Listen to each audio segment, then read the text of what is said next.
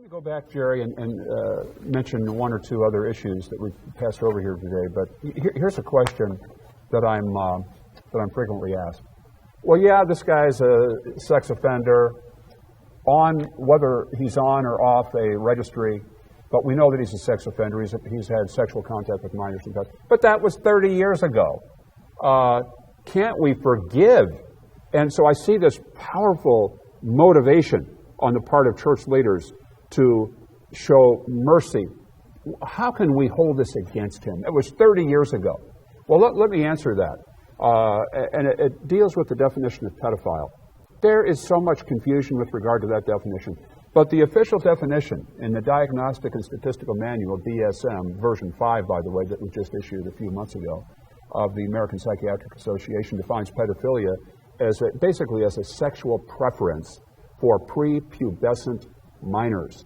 The new definition, by the way, expands that to prepubescent minors or early pubescent minors, a sexual preference. Not to say they don't have sexual contact or relations with adults, but their preference is for minors prior to the age of sexual maturity, prior to the age of puberty.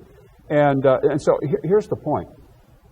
The FBI profile on pedophiles, what they call preferential sex offenders, lists a number of factors that characterize these people. And let me just mention four of them. The FBI considers these people, and this is what makes them unique and distinctive.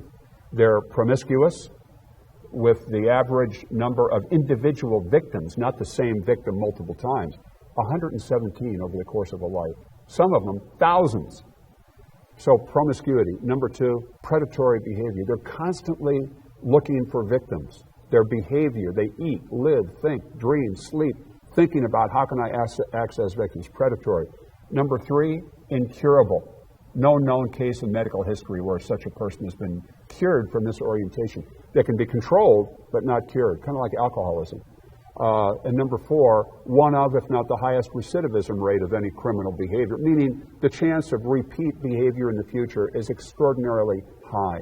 So the point is this, given these characteristics, pedophiles are kind of a unique, they're a toxic, they're a nuclear risk to the church. So certainly somebody who had molested an 8-year-old 30 years ago, does that mean we can show mercy today? No, that's a lifelong incurable orientation, a sexual attraction or preference for prepubescent children. So you need to keep that in mind here. What are the ages of the victims? And if you're looking at potentially prepubescent children, it doesn't make any difference how long ago those offenses occurred. You know, and we see that happen often, that we see claims happen and the people have not committed an act in so many years, or at least known. Oh, good, we can forgive them. Yeah. The other thing that I would also say is that if a person has committed the act, you from a liability standpoint, you cannot afford as the church to do this. So let's say we know that we have a sexual offender in our church. So we're going to either, I believe, do a total exclusion, which only 3% of the churches do. And it's appropriate, as we said, in a couple of cases. In a couple of cases. But most churches, unfortunately, do nothing, but we're really going to come up with a conditional attendance policy.